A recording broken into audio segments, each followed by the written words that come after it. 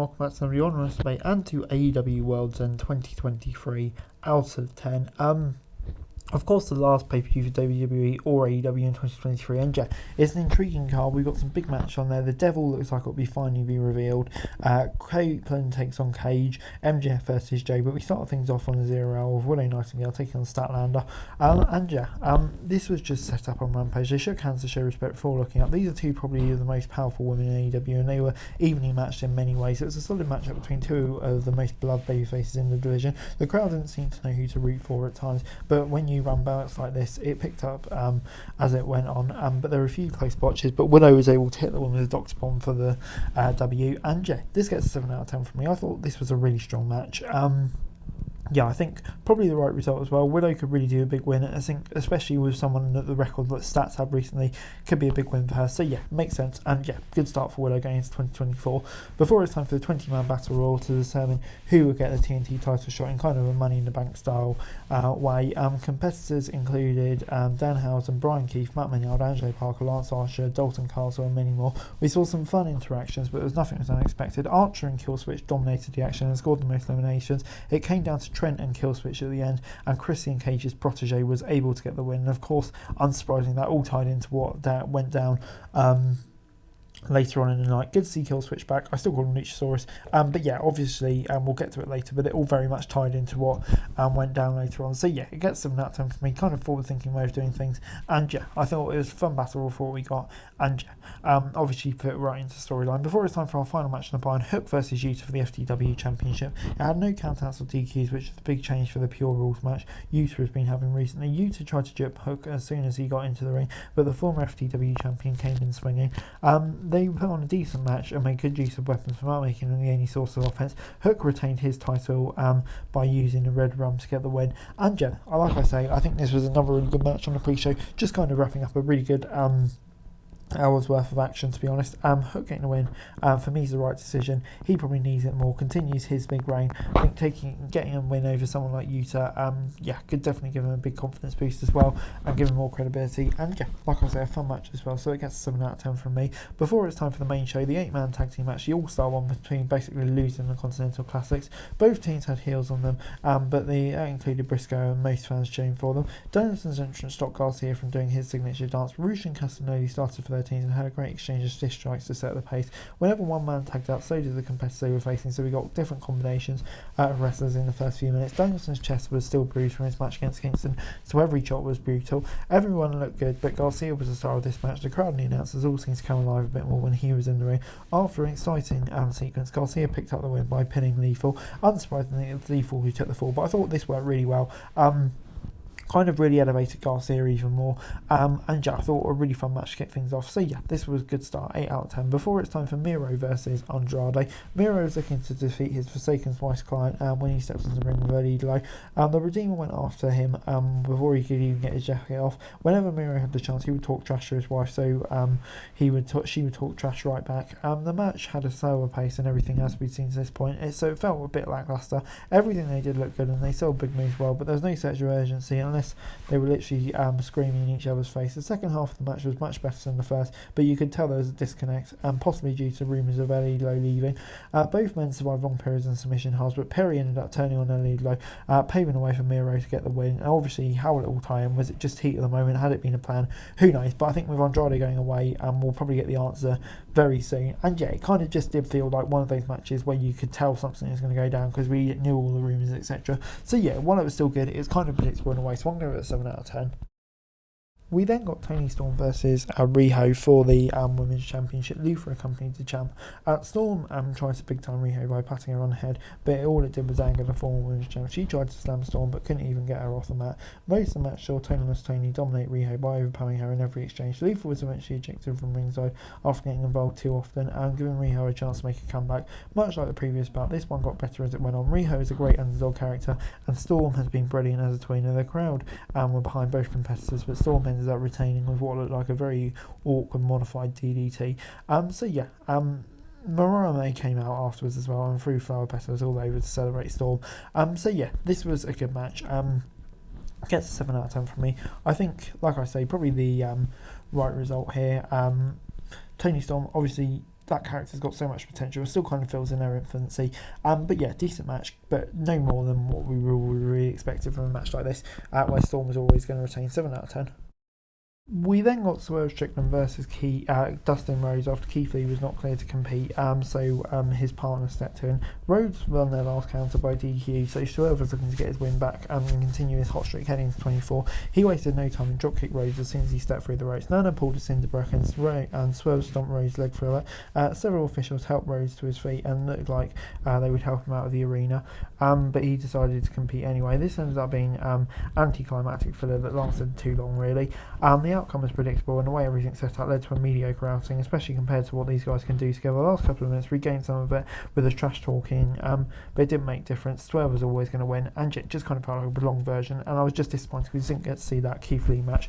No disrespect to Dustin, but yeah, we've been waiting for that match for so long. So yeah, I can't lie, this did feel like a bit of a disappointment, even if it wasn't the competitor's fault. We then got Sting, Allin, Jericho and Guevara against Takeshita, Hobbs, Big Bill and Starks. The show had its up and downs, but you can tell the vibe was different for this bout. Every time Jericho was in the ring, we could hear the fans booing. We won't kind of go into detail here, but you can see on social media, but yeah, until anything more, I don't think it's kind of right for us to comment. But to give you a brief synopsis of the match, it was exactly what you'd expect it to be. The heels bat up on Allen for a long time until Sting got the hot tag. It had some fun spots, but several awkward moments stalled the match momentum, and Guevara scored the win with a pin over Stark. So yeah, I'm going to give it a 6 out of 10. The in-ring action wasn't bad, but I think it's just kind of tainted by let's say stuff that's going on in the background. So yeah, I'll give it a 6 out of 10. Before it's time for Julia Hart versus Abaddon, the TBS title match was under house rules, which meant Abaddon could add the stipulation that allowed biting. This match was focused on telling a story more than fitting as many spots as possible. Both competitors did a good job playing to their character strengths, but there were periods of slow progression that kept this from being as good as it could have been. Maybe a faster pace would have served them well, as this was still a good performance. It just wasn't what a lot of fans were expecting. Sky Blue showed up and knocked Abaddon off the top rope, but it didn't have the desired effect. Abaddon pulled her out from under the ring and started beating her out. The distraction allowed Hart to score the win with a moonsault. So yeah, this gets a 6 out of 10 from me. I think, we all expected it to be the case that Julia Hart being retained. But yeah, the match, I don't know, it didn't maybe hit the heights I was quite expecting. It wasn't bad, but yeah, just that for me. Before it's time for Christian Cage versus Alan Copeland for the TNT title. There was no DQ to prevent any interference or the use of weapons. The Rated R Superstars attacked Cage during his entrance and sent Wayne family running for cover. This wasn't a wrestling match, it was a fight. They weren't going for hip tosses or headlocks, they were inflicting as much pain as possible. Cage even stomped Copeland's head into steel sets and busted it open at one point. Nick and Shayna got involved at certain points, especially when Cage asked for weapons from under the ring. Ladders, tables, chairs, kendo sticks and metal rods were used. The crowd wanted fire and Cage delivered when he set a table ablaze, but Copeland had to relight it and powerbomb Nick onto it. He hit Cage with his own finisher to become the new TNT champion, but Killswitch showed up behind Copeland as he was celebrating and attacked him. Cage convinced him to give his title shot up, and spell at the rang and Cage hit Spears to regain the title. The match itself, the post-match was debatable. It feels like AEW doesn't want to push Killswitch, he's just kind of being used a bit of a lucky to Cage, which obviously is his character. But yeah, I don't know, I really thought there was a turn coming from Killswitch on Cage at some point, but yeah, that doesn't seem to be happening now, and that's a bit disappointing because I think Killswitch would have been great with it.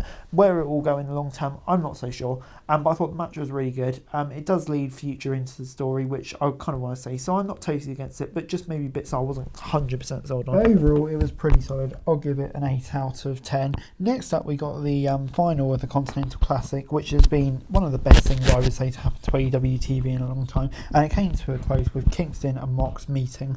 Danielson and Taz provided some great commentary on the match about what kind of fighter each competitor is and how they use it to their advantage. There was nothing pretty about this match. They used plenty of traditional wrestling manoeuvres, but the way they did it was dirty and violent in the best possible way.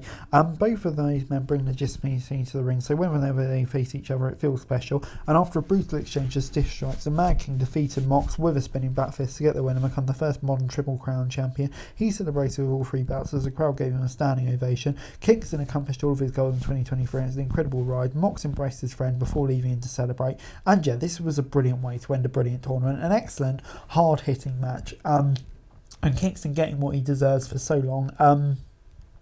So pleased it come off like this. It's been a brilliant tournament. I think it was an obvious way to go, but it's definitely the right way to go. And delighted about Kingston winning. I can't wait to see where he goes from here. Mox Magnesis in defeat, but just a brilliant way to end a great tournament, like I said.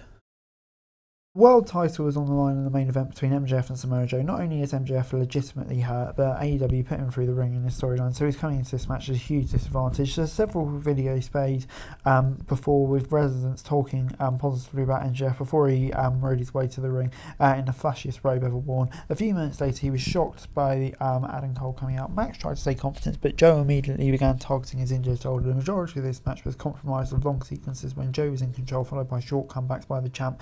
MJF was unable to win with his signature power driver, and Joe reversed his trademark armbar. It seemed like anything MJF tried, Joe had an answer to. When MJF asked for his ring, Cole took too long trying to find it and allowed Joe to lock in a rear naked choke. Much surprise of everyone, that's how the match ended. It was very sudden. The ref checked on Max and he was out, so the bell rang and Joe was crowned as a champion. As great as this match was, the ending felt a little bit strange, and yeah, kind of at that point we realised the devil was going to be revealed. Cole tried to confront Max until after Joe was gone. The crowd chanted bullshit until the devil's masked men showed up. They attacked Max and held Cole, so he had to watch. Cole and MJF both begged to be hit instead of the other, but then the lights dropped. They came back on to reveal Cole sitting on a chair looking at Max, while Wardlow, Roderick Strong and the Kingdom unmasked behind him. MJF looked heartbroken and asked Cole how he could do this before everyone attacked him. The show ended with Cole and his crew standing tall. The main event was mostly fantastic, but what came up for it I thought was really, really strong too.